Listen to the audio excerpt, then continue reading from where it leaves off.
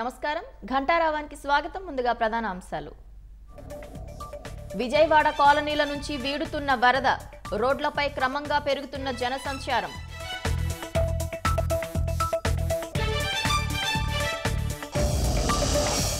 ముంపు కాలనీల్లో జోరందుకున్న ఆహార పదార్థాల పంపిణీ, యుద్ధ ప్రాతిపదికన పారిశుద్ధ్యం, విద్యుత్ పునరుద్ధరణ.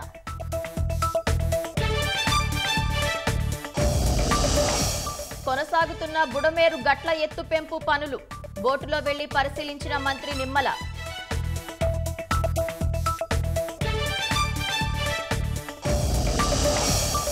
కౌంటర్ వెయిట్ల పనులను పరిశీలించిన చంద్రబాబు, ప్రకాశం బ్యారేజ్ పటిష్టతపై కన్నయ్యను నివేదిక కోరిన సీఎం.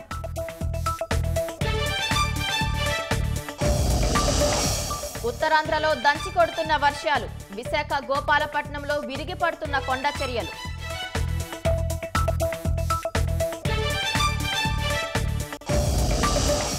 వైసీపీ మాజీ ఎమ్మెల్యే కాటసాని అక్రమ నిర్మాణాల కూల్చివేత, హైదరాబాద్ శివార్లలోని అమీన్పూర్ వద్ద హైడ్రా చర్యలు.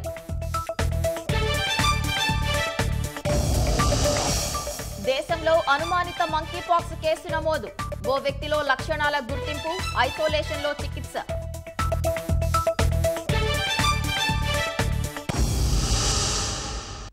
బుడమేరు ఉధృతితో వారం రోజులుగా ముంపులో ఉన్న విజయవాడ కాలనీలు ఇప్పుడిప్పుడే తేరుకుంటున్నాయి. నీరు తగ్గిన కాలనీలో ప్రభుత్వం పారిశుద్ధ్యం, విద్యుత్ పునరుద్ధరణ పనులను ముమ్మరం చేసింది. బుడమేరుకు వరద తగ్గడంతో విజయవాడలోని కాలనీలు ఇప్పుడిప్పుడే కోలుకుంటున్నాయి. వారం రోజులుగా జలదిగ్బంధంలోనే మగ్గిన భవానీపురం, సితార సెంటర్, విద్యాధరపురం నుంచి క్రమంగా నీరు వెళ్లిపోతోంది. Jakkampudi colony, YSR colony, Rajarajeshwaripeta, milk project ప్రాంతంలో నీరు తగ్గింది. బుడమేరు కాల్వకు పడిన గండ్లు పూడ్చివేయడంతో కాలనీల్లో నీరు తగ్గిందని స్థానికులు తెలిపారు. ఇన్నాళ్లు ఇబ్బంది పడ్డ తాము ఇప్పుడిప్పుడే ఊపిరి పీల్చుకుంటున్నామని చెప్పారు. 3వ గంట పూడ్చిన తర్వాత ఈ వర్షాప్ రోడ్, అన్నకంటి రోడ్డు ఉంది. ఈ ప్రాంతంలో పోలీస్ కాలనీ, ఈ ప్రాంతం మాత్రం కొద్దిగా వరద మాత్రం అడుగున్నర తగ్గింది. తర్వాత అయితే ఒకటి కిందకు ఉన్నటువంటి ఇల్లు ఉన్నాయి కదా, ఆ ఇల్లులన్నీ కూడా నానిపోయి ఇంట్లో బెత్తిరి మందం ఈ సిల్ట్ మురికి పెరిగిపోవడం వల్ల ఏంటంటే ప్రజలు ఏంటంటే జారి పడ్డారు, ఇబ్బంది పడుతున్నారు. వాటికి ఎంపీ గారు ఫోన్ చేస్తే అమ్మంటే ఫైర్ ఇంజిన్ పంపించాడు. ఆ ఫైర్ ఇంజిన్ ద్వారా ప్రతి ఇంటికి వెళ్ళేసి రాసుకుని మొత్తం క్లియర్ చేసుకుంటూ వస్తున్నాం. పక్క నుంచి డౌన్ అవుతుంది వాటర్. నిన్న నైట్ 2 feet ఉంది, ఇప్పుడు వచ్చేసి ఒక 1/2 feet ఉంది. డౌన్ అవుతుంది వాటర్, అయితే లాగేస్తుంది. 2 చేతులు ఎత్తి దేవుడి తర్వాత దండం పెట్టాలంటే మన నారా చంద్రబాబు నాయుడుగే పెట్టాలండి. వరద అనేది మనకు చాలా ఇబ్బందిగా ఉంది. వరద అనేది అయినా దగ్గరుండి మన ప్రతి ఒక్క కార్యకర్తలను పెట్టి దగ్గరుండి పనులు చేపించి ప్రతి ఒక్క సందుల్లో వీధుల్లో తిరుగుతున్నారు అందరూ.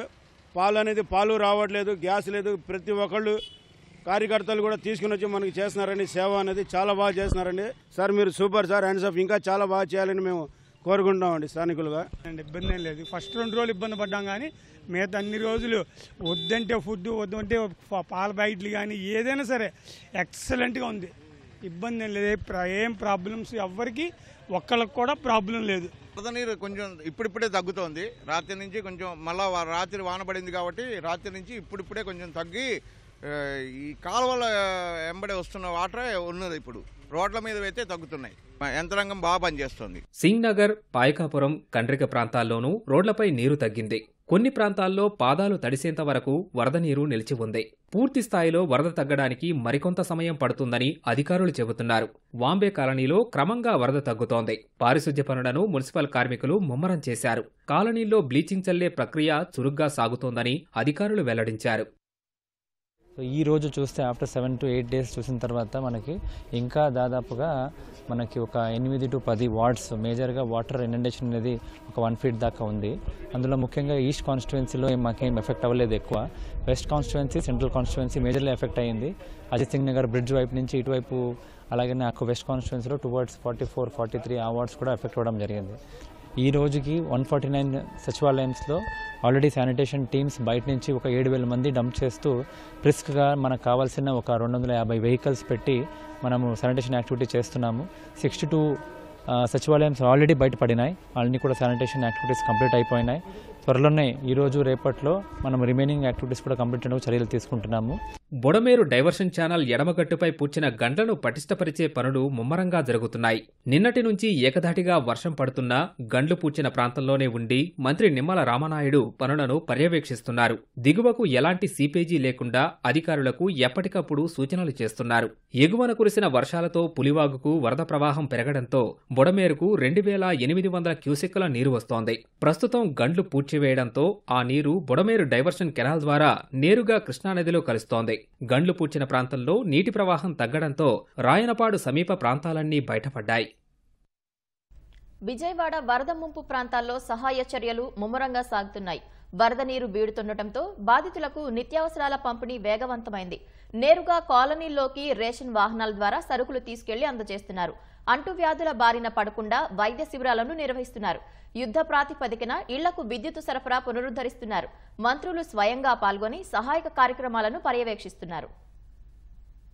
విజయవాడ వరద బాధితులను ఆదుకునేందుకు ప్రభుత్వంతో పాటు స్వచ్ఛంద సంస్థలు పెద్ద ఎత్తున సాయం చేస్తున్నాయి. వరద ప్రభావం తగ్గిన ప్రాంతాల్లో సహాయ చర్యలను ప్రభుత్వం వేగవంతం చేసింది. ఇప్పటికీ జల దిగ్బంధంలోనే ఉన్న జక్కంపూడి కాలనీలోకి ట్రాక్టర్ల ద్వారా త్రాగునీరు, ఆహారం, పాలు, దుస్తులు అందించారు. సింగనగర్, విద్యాధరపురంలో వరద బాధితులకు పాలు, నీళ్ల బాటిళ్లు పంపిణీ చేశారు. ఉదయం నుంచి వర్షం కురుస్తున్నా రేషన్ పంపిణీని కొనసాగిస్తున్నారు. 25 కేజీల బియ్యంతో పాటు ఉల్లిపాయలు, నూనె, కందిపప్పు, బంగాళదుంపలు, పాలు వంటి నిత్యావసర వస్తువులను పంపిణీ చేస్తున్నారని బాధితులు సంతృప్తి వ్యక్తం చేస్తున్నారు. పాలు, వాటర్ కూడా వచ్చాయి. మాకు హ్యాపీగా ఉన్నాం. ఎంత కష్టం వచ్చినా సమర్థుడిగా చంద్రబాబు నాయుడు గారు అన్ని సౌకర్యంగా చేశారు. ఒక్క మాట ఏమి ఇవ్వాలి అన్నవి ఇచ్చారు. కష్టకాలంలో కష్టం అనేది ఎదురుగా కనబడుతున్న ఫుడ్ కానీ వాటర్ కానీ అన్నీ సప్లై చేసి ఆయన సమర్థుడైన వారుగా అందరికీ తెలియజేశారు. ఇచ్చారు, పాలు ఇచ్చారు, బాటిల్స్ ఇచ్చారు, మంచినీళ్ళు, పులిహార అట్లాంటిది ఇచ్చారండి. ఉప్మా అంటే పొద్దుటి పూట పాలు, వాటరు, తర్వాత అన్ని బిస్కెట్లు, క్యాండిల్స్ అన్నీ వచ్చినాయండి. ఇప్పుడు మీరు వాటర్ కూడా వచ్చింది. ఇంకా మాకు ఇబ్బందిగా ఏం లేదు, కానీ కష్టమైతే వచ్చింది, కానీ మా ఏమి ఇబ్బంది పడలేదు. 75 సంవత్సరాల వయసు ఉన్నా ఈ వయసులో చేశారంటే గ్రేట్. అసలు మనం బయటికి పోవాలంటే భయపడుతున్నాం. ఆ 74 సంవత్సరాలు 4 రోజుల నుంచి వరదల్లో ఉండి ఆయన బాగా కంటిన్యూ లేకుండా బాగా చేస్తున్నాడు. చాలా బాగా చేస్తుంది. సరైన సమయంలో సరైన నిర్ణయం తీసుకున్నారు. చాలా బాగా చేస్తుంది. చాలా బెటర్ సార్. బియ్యం ఇస్తున్నారు, కందిపప్పు ఇచ్చారు, పంచదార ఇచ్చారు, ఉల్లిపాయలు ఇచ్చారు, బంగాళదుంపలు ఇచ్చారు, పాలు ఇస్తున్నారు, మిల్క్ ఇస్తున్నారు, టయానికి ఫుడ్ అందుతుంది. వాననగా వరదనగా ఆయన దగ్గరుండి ఆ వయసులో కూడా చాలా బాగా చేస్తున్నారు మాకు. ఇంకోటి ఏంటంటే మనకి నిత్యావసరాలు అనేది చాలా వరకు చాలా పంపిస్తున్నారండి ఆయన. బియ్యం అనేది అసలు మాకు బియ్యం లేక చాలా అల్లాడిపోయాం. బియ్యము, సరుకులు అన్నీ. తర్వాత వచ్చేసి మనకి కూరగాయలు కూడా 10 రూపాయలకి కిలో, బయట కొనాలంటే 60 రూపాయలు 70 రూపాయలు ఉన్నది 10 రూపాయలకి పంపిస్తున్నారండి. నారా చంద్రబాబు నాయుడు గారికి మనం 2 చేతులు ఎత్తి దండం పెట్టాలండి ఆయనకి. చాలా బాగా చేస్తున్నారు సార్. సార్ మీరు సూపర్ సార్. Hands of. ఇంకా చాలా బాగా చేయాలని మేము కోరుకుంటామండి స్థానికులుగా. విజయవాడలోని ముంపు ప్రాంతాల్లో మంత్రులు నారాయణ, కొండపల్లి శ్రీనివాస్ పర్యటించారు. ఇందిరానాయక్ నగర్లోని వరద బాధితులను వారు పరామర్శించారు. బాధితులతో మాట్లాడి వివరాలు అడిగి తెలుసుకున్నారు. ఆహారం పంపిణీ, తాగునీటి సరఫరా గురించి మంత్రులు ఆరా తీశారు. పాత రాజరాజేశ్వరిపేటలో మంత్రి సవిత పర్యటించారు. ఇంటింటికి వెళ్లి ఆహార పొట్లాలు, పాలు, నీరు పంపిణీ చేశారు. ఇబ్రహీంపట్నం మండలం గుంటుపల్లిలో వరద బాధితులకు మంత్రి నాదెండ్ల మనోహర్ నిత్యావసరాలు పంపిణీ చేశారు. అందరికీ నిత్యావసరాలను అందజేస్తామని, ఎవరూ అధైర్యపడాల్సిన అవసరం లేదని భరోసా ఇచ్చారు.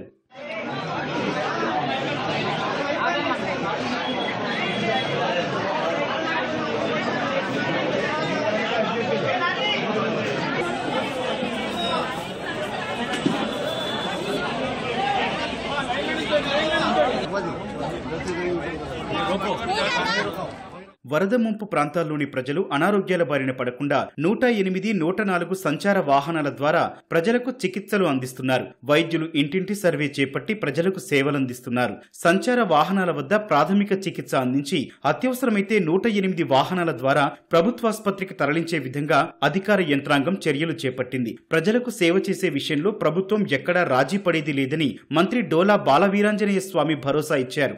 జక్కంపూడి కాలనీలో ఏర్పాటు చేసిన మెడికల్ క్యాంపును ఆయన సందర్శించారు. ముంపు బాధితులకు వ్యాధులు ప్రబలకుండా అన్ని జాగ్రత్తలు తీసుకుంటున్నట్లు మంత్రి చెప్పారు. రేషన్ కార్డు లేదా ఆధార్ కార్డు ఉంటే నిత్యావసర సరుకులు పంపిణీ చేస్తున్నామని అధికారులు తెలిపారు. ఆధార్ నెంబరు ఉన్నా వస్తువులు ఇస్తున్నామన్నారు.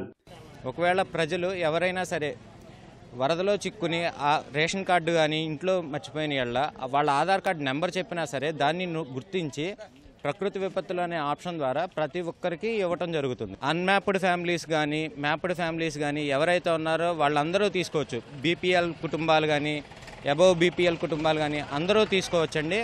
ప్రతి ఒక్కళ్ళు తీసుకోవాల్సిందిగా కోరుతున్నాము.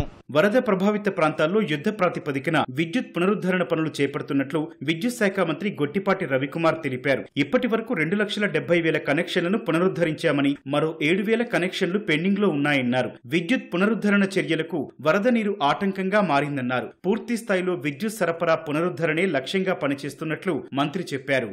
ప్రకాశం బ్యారేజ్ వద్ద గేట్ల పునరుద్ధరణ పనులను ముఖ్యమంత్రి చంద్రబాబు పరిశీలించారు. ఆకస్మికంగా ప్రకాశం బ్యారేజ్ వద్దకు వచ్చిన సీఎం మరమ్మతు పనుల పురోగతిని తెలుసుకున్నారు. జలవనరుల నిపుణుడు కన్నయ్య నాయుడుతో మాట్లాడారు. 67, 68, 69 గేట్ల వద్ద ఉన్న బోట్లను పరిశీలించారు. ఇప్పటికే ప్రకాశం బ్యారేజ్ 67, 69 గేట్ల వద్ద కౌంటర్ వెయిట్లు ఏర్పాటు చేయగా వాటిల్లో మెటల్ కాంక్రీట్ నింపుతున్నారు. ఒక్కో కౌంటర్ వెయిట్ లో 17 టన్నుల బరువు వచ్చే వరకు మెటల్ కాంక్రీట్ నింపనున్నారు. కౌంటర్ వెయిట్ పనుల్లో పాల్పంచుకున్న వారిని ముఖ్యమంత్రి అభినందించారు. ప్రకాశం బ్యారేజ్ పటిష్టతకు నివేదిక ఇవ్వాలని సీఎం కోరినట్లు కన్నయ్య నాయుడు తెలిపారు. మేము తీయాలి కదా, ఇది డ్యామ్కు డ్యామేజ్ కాకూడదు, గేట్లకి డ్యామేజ్ కాకుండా తీయాలి. అది ఇప్పుడు మీకు అక్కడ ఉన్న పరిస్థితి 40 అడుగుల గ్యాప్లో 60 అడుగుల బోర్డులు తీయాలి కదా, ఎట్లున్నాయో చూశారు కదా. దాన్ని బట్టి కొన్ని ఇది ఈ మెథడ్లోనే పోవాలని చెప్పిన కాదు, ఒక్కొక్క ట్రైల్ వేసి మెథడ్లో ట్రై చేసేస్తాం, చూస్తాం. బాగా మార్నింగ్ నుంచి చెప్తూనే ఉన్నాను, బాగా పనిచేస్తున్నాయి. ఈ 70 కూడా కొంచెం డౌట్ వచ్చింది, ఇప్పుడు మారుస్తున్నాం, ఇది చేసేస్తాం. రాష్ట్రంలో భారీ వర్షాలు, బుడమేరు ధాటికి విజయవాడలో ఏర్పడిన వరద పరిస్థితులను గవర్నర్ జస్టిస్ అబ్దుల్ నజీర్ కు ముఖ్యమంత్రి చంద్రబాబు వివరించారు. రాజ్భవన్లో గవర్నర్తో సమావేశమైన చంద్రబాబు వరద పరిస్థితులు, ప్రభుత్వం చేపట్టిన సహాయ పునరావాస చర్యలను నివేదించారు. వరద బాధితులను ఆదుకునేందుకు ప్రభుత్వ యంత్రాంగమంతా రేయింబవళ్లు పనిచేస్తున్నట్లు చెప్పారు. సహాయ పునరావాస చర్యలను స్వయంగా ముఖ్యమంత్రి పర్యవేక్షించడాన్ని గవర్నర్ అభినందించారు. త్వరలోనే సాధారణ పరిస్థితులు నెలకొంటాయని గవర్నర్ ఆశాభావం వ్యక్తం చేశారు.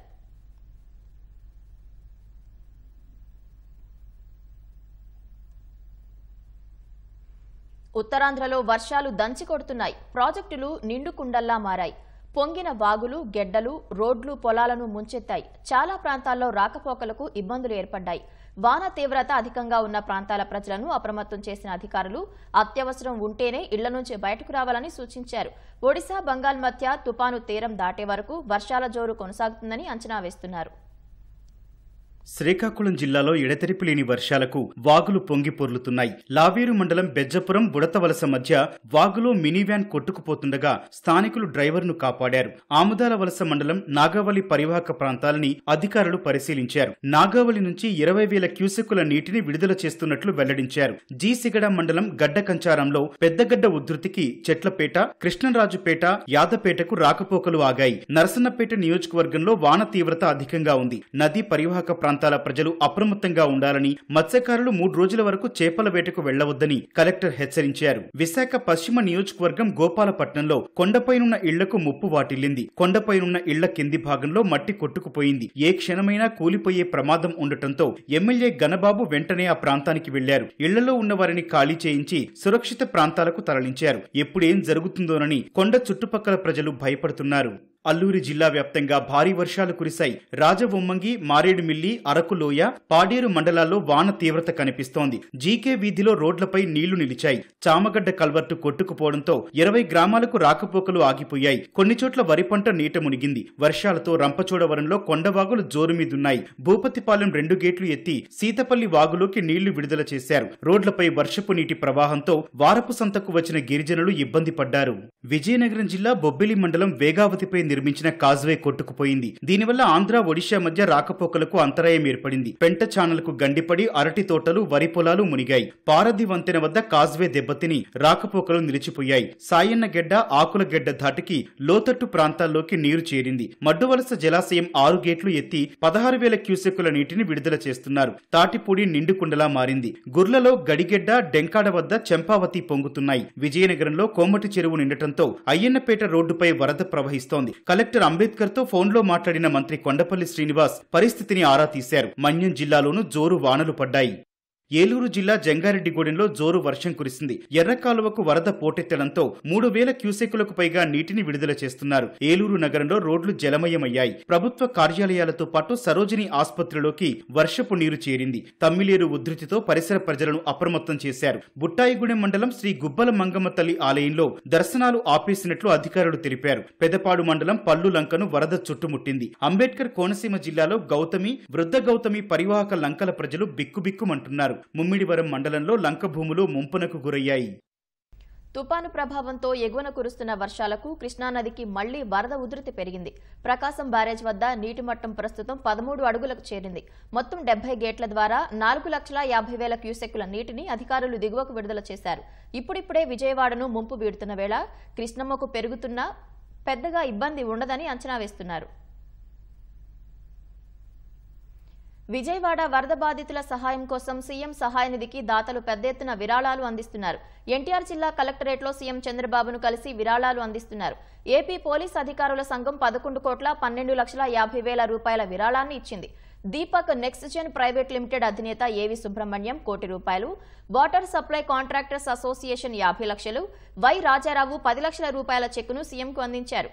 వరద బాధితులను ఆదుకునేందుకు సాయం అందిస్తున్న దాతలకు చంద్రబాబు కృతజ్ఞతలు తెలిపారు.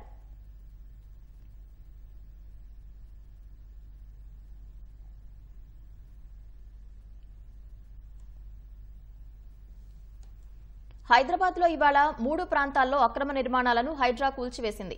మాదాపూర్లోని సున్నం చెరువు ఎఫ్టీఎల్లో నిర్మించిన అపార్ట్మెంట్ కూల్చివేస్తున్నారు. సున్నం చెరువు మొత్తం విస్తీర్ణం 26 ఎకరాలు కాగా చెరువు ఎఫ్టీఎల్ బఫర్ జోన్లలో భారీ షెడ్లు, భవనాలను నేలమట్టం చేశారు. సర్వే నెంబర్లు 12, 13, 14, 16లో పదుల సంఖ్యలో షెడ్లు నిర్మించి కబ్జాదారులు వ్యాపారాలు నిర్వహిస్తున్నారు. వాటిని హైడ్రా అధికారుల పర్యవేక్షణలో ఈ ప్రక్రియ సాగింది. దుండిగల్లోని మల్లంపేట కత్వా చెరువులో అనధికారిక విల్లాలను కూడా హైడ్రా అధికారులు కూల్చివేశారు. ఎఫ్టీఎల్లో ఉన్న 3, బఫర్ జోన్లోని 5 విల్లాలను నేలమట్టం చేశారు. సంగారెడ్డి జిల్లా అమీన్పూర్లోని వాణినగర్, హెచ్ఎంటీ కాలనీల్లో చెరువు, ఎఫ్టీఎల్, బఫర్ జోన్లలో అక్రమ నిర్మాణాలను హైడ్రా కూల్చివేస్తోంది. పాణ్యం మాజీ ఎమ్మెల్యే కాటసాని రాంభూపాల్ రెడ్డి అక్రమంగా నిర్మించిన నిర్మాణాలను పోలీసు బందోబస్తు మధ్య కూల్చివేశారు. ఎఫ్టీఎల్, బఫర్ జోన్లో వచ్చే కొత్త నిర్మాణాలు మాత్రమే కూలుస్తున్నట్లు హైడ్రా కమిషనర్ రంగనాథ్ వెల్లడించారు.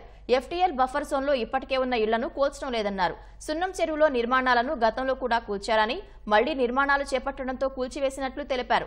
అక్రమంగా నిర్మించినందుకు మాజీ ఎమ్మెల్యే కాటసాని రాంభూపాల్ రెడ్డిపై, బిల్డర్ విజయలక్ష్మిపై క్రిమినల్ కేసులు నమోదు చేశామని రంగనాథ్ వెల్లడించారు. ఆక్రమణలో ఉన్న ఏ ఇంటిని కూల్చబోమని హామీ ఇస్తున్నట్లు రంగనాథ్ స్పష్టం చేశారు. అయితే ఎఫ్టీఎల్, బఫర్ జోన్లో ఉన్న ఇల్లు, ప్లాటు, భూమిని కొనుగోలు చేయవద్దని సూచించారు. దేశంలో మంకీపాక్స్ అనుమానిత కేసు నమోదైంది. మంకీపాక్స్ వ్యాప్తి అధికంగా ఉన్న దేశం నుంచి వచ్చిన ఓ వ్యక్తిలో వ్యాధి లక్షణాలను గుర్తించినట్లు కేంద్ర వైద్యారోగ్య శాఖ తెలిపింది. ప్రస్తుతం అతన్ని ఓ ఆసుపత్రి ఐసోలేషన్లో ఉంచామని వెల్లడించింది. ఆరోగ్యం నిలకడగానే ఉందని, ఆందోళన చెందాల్సిన అవసరం లేదని పేర్కొంది. ప్రయాణికుడి నుంచి నమూనాలు సేకరించి ఎంపాక్స్ నిర్ధారణ కోసం పరీక్షా కేంద్రానికి పంపామని కేంద్ర ఆరోగ్య శాఖ వెల్లడించింది. ఎంపాక్స్ వ్యాధి ప్రబలిన సమయంలో అనుసరించే ప్రోటోకాల్స్ కు అనుగుణంగా చర్యలు తీసుకుంటున్నామని తెలిపింది. రోగితో సన్నిహితంగా మెలిగిన వారిని గుర్తించే పనిలో ఉన్నామని పేర్కొంది. ఈ వ్యాధి తీవ్రతపై జాతీయ వ్యాధుల నియంత్రణ కేంద్రం ముందే అంచనా వేసిందని, ఆందోళన చెందాల్సిన అవసరం లేదని తెలిపింది. మంకీపాక్స్ కేసులను సమర్థంగా ఎదుర్కొనేందుకు పూర్తి సన్నద్ధంగా ఉన్నట్లు పేర్కొంది. వియత్నాంలో పంజా విసిరిన సూపర్ టైఫూన్ యాగి భారీ నష్టాన్ని మిగిల్చింది. తుపాన్ ధాటికి వియత్నాంలో ఇప్పటి వరకు 14 మంది దుర్మరణం పాలయ్యారు. 176 మంది గాయపడ్డారు. గత దశాబ్ద కాలంలో విరుచుకుపడిన భయంకర తుపానుల్లో ఇది ఒకటని ప్రభుత్వం ప్రకటించింది. చైనాలోనూ యాగి తుపాను బీభత్సం సృష్టించగా అధ్యక్షుడు జిన్పింగ్ ఆదేశాలతో సహాయక చర్యలు ముమ్మరంగా సాగుతున్నాయి. చైనా, హాంకాంగ్లో పెనుబీభత్సం సృష్టించిన యాగి తుపాను వియత్నాంలోనూ భారీ నష్టం మిగిల్చింది. ఇప్పటి వరకు నార్త్ వియత్నాం ప్రాంతాల్లో ప్రకృతి విలయానికి 14 మంది బలయ్యారు, 176 మంది గాయపడ్డారు. తుపాను తీవ్రత తగ్గినప్పటికీ అతి భారీ వర్షాలు కురుస్తాయని వియత్నాం వాతావరణ శాఖ ప్రజలను అప్రమత్తం చేసింది. యాగి ధాటికి వేలాది వృక్షాలు నేలకొరిగాయి, విద్యుత్ తీగలు తెగిపడి 30 లక్షల మందికి సరఫరా నిలిచిపోయింది. 1,20,000 హెక్టార్లలో చేతికొచ్చిన పంట ధ్వంసమైంది. 4 ఎయిర్పోర్ట్లు మూతపడ్డాయి, అనేక విమానాలు రద్దయ్యాయి. క్యాంగునిన్, హైఫాంగ్ ప్రాంతాల్లో శనివారం మధ్యాహ్నం గంటకు 149 కిలోమీటర్ల ప్రచండ వేగంతో తీరం దాటిన తుపాను 15 గంటల పాటు ఉగ్రరూపంతో పంజా విసిరి అల్పపీడనంగా మారింది. ఈ ప్రభావంతో వియత్నాంలోని ఉత్తర, మధ్య ప్రాంతాల్లో భారీ వర్షాలు కురుస్తాయని, వరదలు సంభవించడం సహా కొండ చర్యలు విరిగిపడే ప్రమాదముందని ప్రభుత్వం హెచ్చరించింది. తుపాను శాంతించిన ప్రాంతాల్లో సైన్యం, పోలీసులు, విపత్తు నిర్వహణ సిబ్బంది సహాయక చర్యలు కొనసాగిస్తున్నారు.